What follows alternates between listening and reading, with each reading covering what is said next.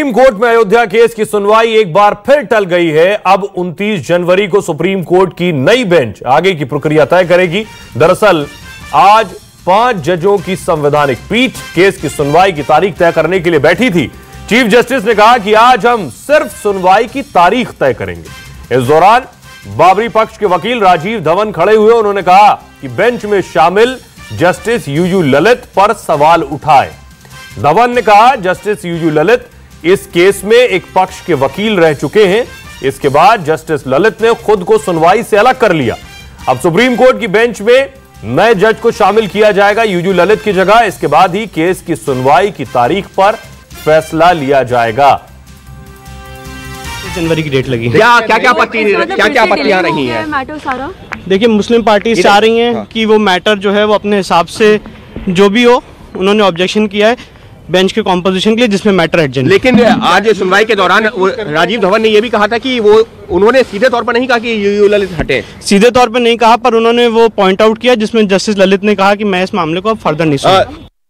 29 जनवरी की फिक्स की गई है। 29 जनवरी को जो कॉन्स्टिट्यूशन बेंच होगी वो इस मामले की सुनवाई करेगी और मुस्लिम पक्ष के जो वकील हैं उनकी यही कोशिश रही है शुरू से कि इस मामले की सुनवाई को जितना हो सके टाला जाए। अयोध्या केस में हिंदू पक्षकार महंत धर्मदास का क्या कुछ कहना है, सुनिए। प्रति सुनवाई होगा, जल्द से जल्द राम जन्मभूमि के मुकदमा में नित्य प्रति सुनवाई करके केस फाइनल में पहुंचाया जाए। यह न होकर के और तारीख पर तारीख देने जा रहे हैं तो ये तो पूरा देश के जनता को भी लग रहा है कि लटका रहे हैं लोग। विश्व हिंदू परिषद ने सुप्रीम कोर्ट के फैसले पर निराशा जताई है। वीएचपी के कार्यकारी अध्यक्ष आलोक कुमार ने क्या कुछ कहा, सुनिए।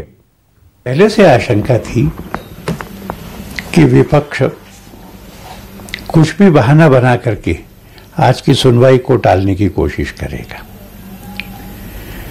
आज उन्होंने जो 2 आपत्तियां उठाई उनका आधार नहीं था। उन्होंने कहा कि 5 जज की बेंच बनाने के लिए जुडिशियल ऑर्डर होना चाहिए। इसका कोई अर्थ नहीं है। आज की एडजर्नमेंट और वर्तमान परिस्थिति में 10 जनवरी से 29 तक की एडजर्नमेंट इसने हमको निराश किया है।